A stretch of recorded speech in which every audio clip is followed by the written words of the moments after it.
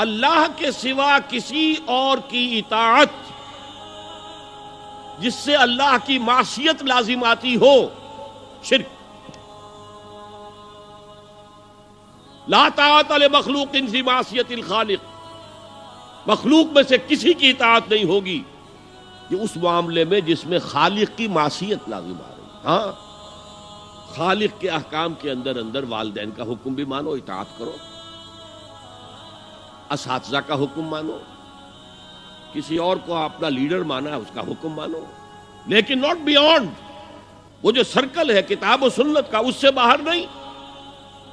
لا طاعت لمخلوق فی معصیت الخالق، یہ آپ الجبرے کے فارمولے کے طور پر اپنے سامنے رکھیے۔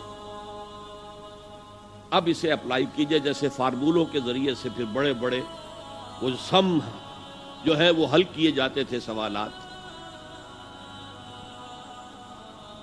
صبح کا وقت ہے، آنکھ بھی کھلی ہے، کوئی اذان کی آواز بھی کان میں آئی ہے، آپ کا نفس کہتا ہے ابھی سو جی۔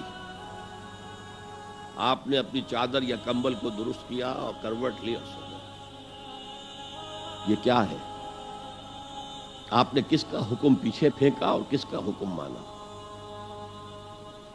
اللہ کے حکم کو پیچھے پھینک دیا، نفس کے حکم کو آگے رکھ۔ یہ شرک،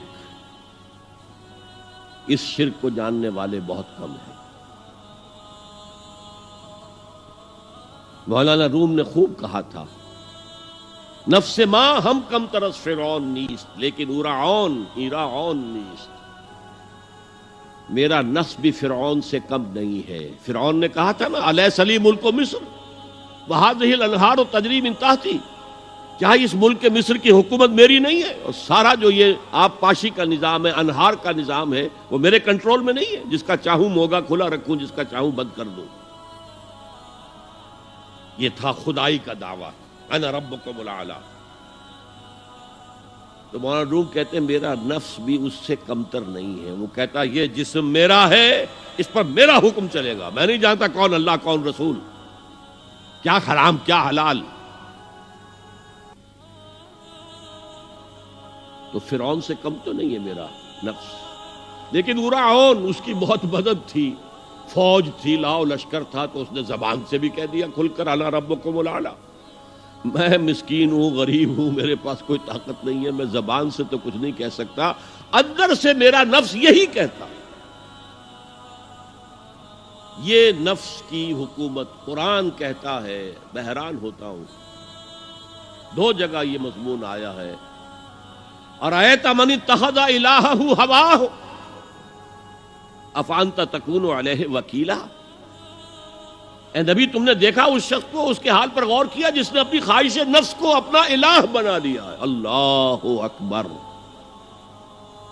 الہ، لا الہ الا اللہ، کلمہ توحید کا مرکزی لفظ یہاں آ رہا ہے، من اتخذ الہہ ہواہ، جس نے اپنی خواہش نفس کو اپنا معبود بنا لیا، الہ بنا لیا۔ افانت تکون علیہ وکیلا، کیا آپ ایسے شخص کی کوئی ذمہ داری لے سکتے ہیں؟ سود حرام ہوا کرے جی، حرام ورام،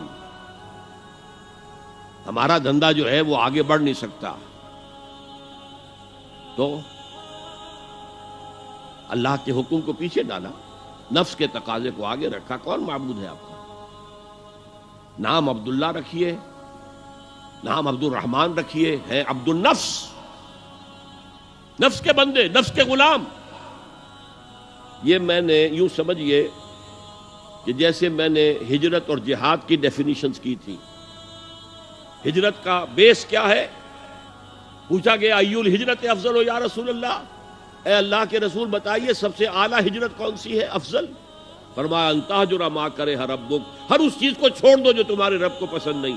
آج رات ہی سے آپ ہجرت شروع کر سکتے ہیں۔ جائزہ لیجئے کیا کیا چیزیں میری زندگی میں خلاف شریعت ہے، تو اللہ کو ناپسند ہے، فیصلہ کیجئے کہ آج کے بعد نہیں ہوگی۔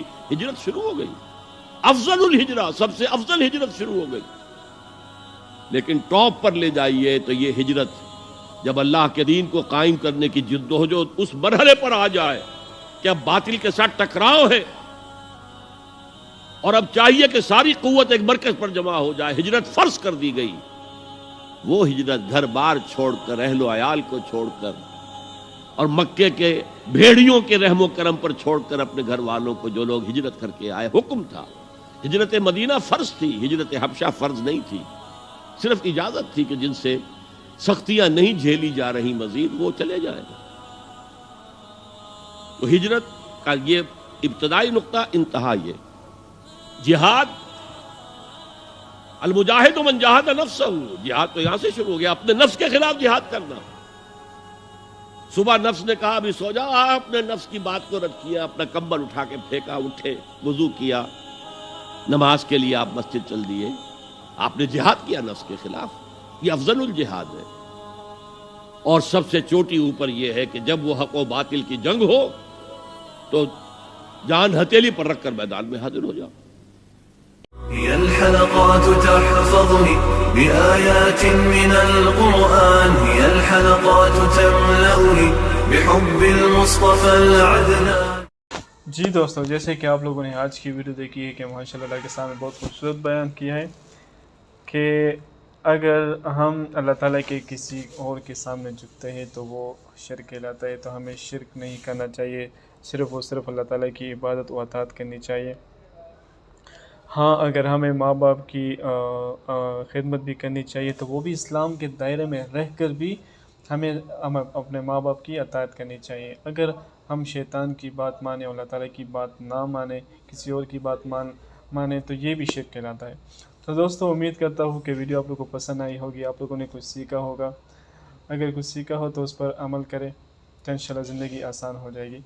تو دوستو، اگر ویڈیو آپ لوگوں کو پسند آئی ہو تو ہمارے چینل کو لائک کریں، سبسکرائب کریں اور زیادہ سے زیادہ شیئر کریں۔ شکریہ۔